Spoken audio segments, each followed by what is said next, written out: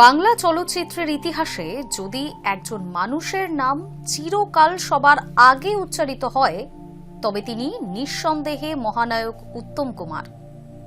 প্রজন্ম বদলেছে, সিনেমার ভাষাও বদলেছে, প্রযুক্তিও বদলেছে, কিন্তু উত্তম কুমারের জনপ্রিয়তা আজও অমলিন। তিনি শুধু একজন অভিনেতা ছিলেন না, তিনি ছিলেন বাঙালির আবেগ, রোম্যান্টিকতার প্রতীক এবং বাংলা সিনেমার স্বর্ণযুগের মুখ। 24শে জুলাই 2026-এ মহানায়কের 47তম প্রয়াণ দিবস। উত্তম কুমারের মৃত্যুবার্ষিকী উপলক্ষে বিশেষ কর্মসূচির আয়োজন পশ্চিমবঙ্গ সরকারের।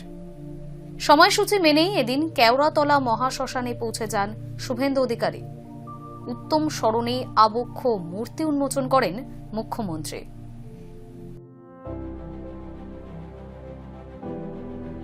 উত্তম কুমারের জন্ম ৩রা সেপ্টেম্বর ১৯২৬ সালে কলকাতার আহিরিটোলায়। তার আসল নাম ছিল অরুণ কুমার চট্টোপাধ্যায়। বাবা সৎকারী চট্টোপাধ্যায় এবং মা চপলা দেবী। ছোটবেলা থেকেই সাংস্কৃতিক পরিবেশে বড় হয়ে ওঠেন। বাড়িতে নাটক, গান এবং অভিনয়ের চর্চা ছিল নিয়মিত। সেই পরিবেশই তার শিল্প সত্তাকে গড়ে তোলে। তিনি কলকাতার সাউথ সুবারবান স্কুলে পড়াশোনা করেন এবং পরে Goenka college of commerce and business অ্যাডমিনিস্ট্রেশনে ভর্তি হন। তবে পড়াশোনার পাশাপাশি অভিনয়ের প্রতি তার আগ্রহ ক্রমশই বাড়তে থাকে। সিনেমায় আসার আগে তিনি কলকাতা পোর্ট কমিশনার্সে কেরানির চাকরি করতেন। চাকরির পাশাপাশি নাটকে অভিনয়ও করতেন তিনি। সংসারের দায়িত্ব ছিল, তাই চাকরি ছেড়ে পুরোপুরি অভিনয়ে আসার সিদ্ধান্ত সহজ ছিল না মোটেই। কিন্তু অভিনয়ের প্রতি ভালোবাসা তাকে শেষ পর্যন্ত চলচ্চিত্রের জগতে নিয়েই আসে। ১৯৪৮ সালে তার প্রথম ছবি দৃষ্টিদান মুক্তি পেলেও তেমন সাফল্য পায়নি। এরপর একের পর এক ছবি ব্যর্থ হতে থাকে তার। ইন্ডাস্ট্রিতে তাকে অনেকেই ফ্লপ হিরো বলতে শুরু করেন। এমন সময় এসেছিল যখন মনে করা হচ্ছিল তার অভিনয় জীবন হয়তো শেষ হয়ে যাবে, কিন্তু তিনি হাল ছাড়েননি। নিজের অভিনয়, ব্যক্তিত্ব এবং সংলাপ বলার ভঙ্গি নিয়ে নিরন্তর পরিশ্রম চালিয়ে যান তিনি। ১৯৫৪ সালে মুক্তি পেল অগ্নিপরীক্ষা। এই ছবিতে তার নায়িকা ছিলেন সুচিত্রা সেন। ছবিটি অভূতপূর্ব সাফল্য পায়, আর সেই মুহূর্ত থেকেই বাংলা সিনেমা পায় সর্বকালের অন্যতম সেরা জুটি উত্তম সুচিত্রা। এরপর তাদের জুটি উপহার দেয় অসংখ্য কালজয়ী ছবি, যেরকম হারানো সুর, সপ্তপদী, সাগরিকা, শিল্পী, পথে হলো দেরি, চাওয়া পাওয়া, ইন্দ্রাণী, গৃহদাহ, বিপাশা প্রভৃতি। এই জুটি শুধু বাংলা নয়, ভারতীয় চলচ্চিত্রের অন্যতম সফল রোম্যান্টিক জুটি হিসেবে ইতিহাসে স্থান পায়। উত্তম কুমারের অভিনয়ের সবচেয়ে বড় শক্তি ছিল তার স্বাভাবিকতা। সংলাপ বলার ভঙ্গি, হাসি, চোখের ভাষা, শরীরী অভিব্যক্তি সবকিছুই দর্শকদের মুগ্ধ করত।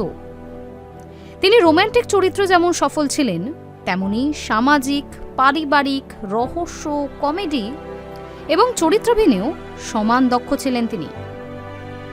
তার অভিনীত উল্লেখযোগ্য ছবিগুলির মধ্যে রয়েছে নায়ক, চিড়িয়াখানা, অ্যান্টনি ফিরিঙ্গি, ঝিন্দের বন্দি, সন্ন্যাসী রাজা, ধন্যী মেয়ে, চৌরঙ্গী, সবার উপরে, সূর্য তরুণ, দুটি মন, বিকেলে ভোরের ফুল, আনন্দ আশ্রম, রাজবংশ, ওগো বধূ সুন্দরীর মতো বিভিন্ন ছবি। তিনি জীবনে ২০০রও বেশি চলচ্চিত্র অভিনয় করেন। সত্যজিৎ রায়ের সঙ্গে তার কাজ। ১৯৬৬ সালে সত্যজিৎ রায় পরিচালিত নায়ক ছবিতে অভিনয় করে তিনি আন্তর্জাতিক স্তরে প্রশংসিত হন।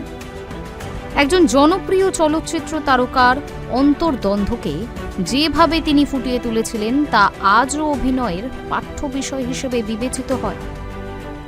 এরপর চিড়িয়াখানা ছবিতে তিনি ব্যোমকেশ বক্সীর চরিত্রে অভিনয় করেন। ১৯৬৭ সালে অ্যান্টনি ফিরিঙ্গি এবং চিড়িয়াখানা এই 2 ছবির জন্যই তিনি জাতীয় চলচ্চিত্র পুরস্কার লাভ করেন। এছাড়াও তিনি একাধিক BFJA পুরস্কার, ফিল্মফেয়ার সম্মান এবং বিভিন্ন সাংস্কৃতিক প্রতিষ্ঠানের স্বীকৃতি পান। শুধু অভিনেতা হিসেবেই নয়, তিনি প্রযোজক এবং পরিচালক হিসেবেও কাজ করেছেন। বাংলা চলচ্চিত্র শিল্পকে এগিয়ে নিয়ে যাওয়ার ক্ষেত্রে তার অবদান অত্যন্তই গুরুত্বপূর্ণ। উত্তম কুমার 1948 সালে গৌরী দেবীকে বিয়ে করেন। তাদের একমাত্র পুত্র গৌতম চট্টোপাধ্যায়। পরবর্তী সময়ে অভিনেত্রী সুপ্রিয়া দেবীর সঙ্গে তার দীর্ঘ সম্পর্ক ছিল, যা বাংলা চলচ্চিত্র জগতের অন্যতম আলোচিত অধ্যায় হয়ে ওঠে।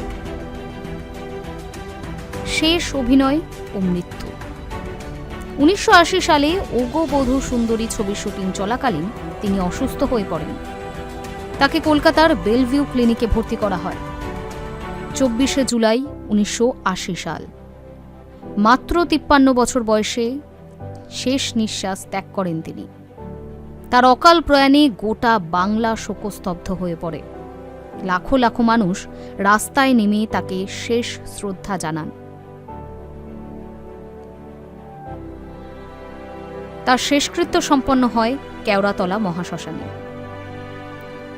উত্তম কুমারের জনপ্রিয়তার রহস্য শুধু তার সুদর্শন চেহারা নয়, তিনি এক অভিনয় ভাষা তৈরি করেছিলেন যা ছিল সহজ, মানবিক এবং হৃদয়স্পর্শী। তিনি চরিত্রকে অভিনয় করতেন না, জীবন্ত তুলে ধরতেন। আজও টেলিভিশনে তার সিনেমা সম্প্রচারিত হলে নতুন প্রজন্ম একই মুগ্ধতার সঙ্গে দেখে। তার সংলাপ, গান, রোম্যান্স এবং ব্যক্তিত্ব বাঙালির সাংস্কৃতিক পরিচয়ের অংশ হয়ে গেছে। উত্তম কুমারের নামে কলকাতার টালিগঞ্জ মেট্রো স্টেশনের নামকরণ করা হয়েছে মহানায়ক উত্তম কুমার। তার জন্মদিন ও মৃত্যুবার্ষিকীতে প্রতি বছর বিভিন্ন সাংস্কৃতিক অনুষ্ঠান, চলচ্চিত্র প্রদর্শনী এবং শ্রদ্ধাঞ্জলি সভার আয়োজন করা হয়। বাংলা চলচ্চিত্রে বহু নায়ক এসেছেন, বহু তারকা জনপ্রিয় হয়েছেন, কিন্তু মহানায়ক অভিধাটি আজও একমাত্র উত্তম কুমারের সঙ্গেই জড়িয়ে আছে। 4 দশক পেরিয়ে গেছে, আজও বাঙালির কাছে উত্তম কুমার এক ও অভিন্ন। 24শে জুলাই 2026 মহানায়কের 47তম প্রয়াণ দিবস। উত্তম কুমারের মৃত্যুবার্ষিকী উপলক্ষে বিশেষ কর্মসূচির আয়োজন করে পশ্চিমবঙ্গ সরকার। সময়সূচি মেনেই এদিন বেলা 12টার আগেই কেওড়াতলা শ্মশানে পৌঁছে যান শুভেন্দু অধিকারী। উত্তম স্মরণে আবক্ষ মূর্তি উন্মোচন করেন মুখ্যমন্ত্রী। তার সঙ্গে ছিলেন রূপা গঙ্গোপাধ্যায়, পাপিয়া অধিকারী, রুদ্রনীল ঘোষ সহ গেরুয়া শিবিরের আরও অনেক সদস্য। এছাড়াও বিশেষ দিনে উপস্থিত ছিলেন টলি অভিনেত্রী ঋতুপর্ণা সেনগুপ্ত, উত্তম কুমারের নাতনি নবনীতা চট্টোপাধ্যায় ও শিল্প সংস্কৃতি জগতের অনেকে। গানে গানে উত্তম কুমারকে শ্রদ্ধা নিবেদনের সঙ্গে তার মূর্তিতে মাল্যদান করেন শুভেন্দু অধিকারী। কেওড়াতলা মহাশ্মশান থেকেই মহানায়কের জন্মদিন পালনের পরিকল্পনার কথাও জানিয়ে দেন মুখ্যমন্ত্রী।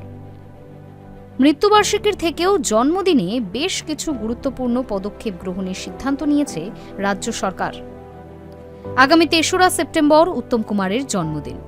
সে উপলক্ষে আগামী 3রা সেপ্টেম্বর থেকে 6 সেপ্টেম্বর পর্যন্ত 100 বর্ষ পালন করা হবে। তার জন্য নিজে উদ্যোগ নিয়ে রবীন্দ্র সদনে একটি প্রস্তুতি কমিটিও গঠন করা হবে। সেই কমিটির নির্দেশ অনুযায়ী সমস্ত ব্যবস্থা করা হবে। মহানায়কের নামে শহরে তৈরি হবে একটি ফিল্ম সেন্টার। এছাড়াও কলকাতা পৌরসভা পরিচালিত উত্তম মঞ্চের আধুনিকীকরণ করা হবে। সেই ঘোষণাও করেছেন মুখ্যমন্ত্রী শুভেন্দু অধিকারী।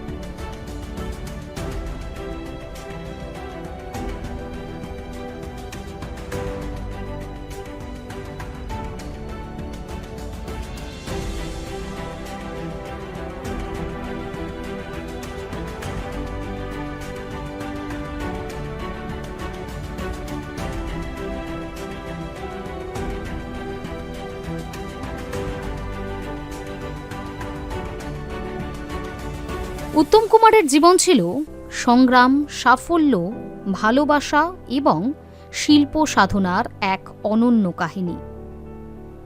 ব্যর্থতা দিয়ে শুরু হলেও অধ্যাবসায়, প্রতিভা এবং কঠোর পরিশ্রম তাকে বাংলা চলচ্চিত্রের সর্বোচ্চ আসনে প্রতিষ্ঠিত করে। মৃত্যুর কয়েক দশক পরেও তিনি শুধুমাত্র একজন অভিনেতা নন, তিনি একটি যুগ, একটি আবেগ এবং বাঙালির সাংস্কৃতিক ইতিহাসের অবিচ্ছেদ্য অংশ।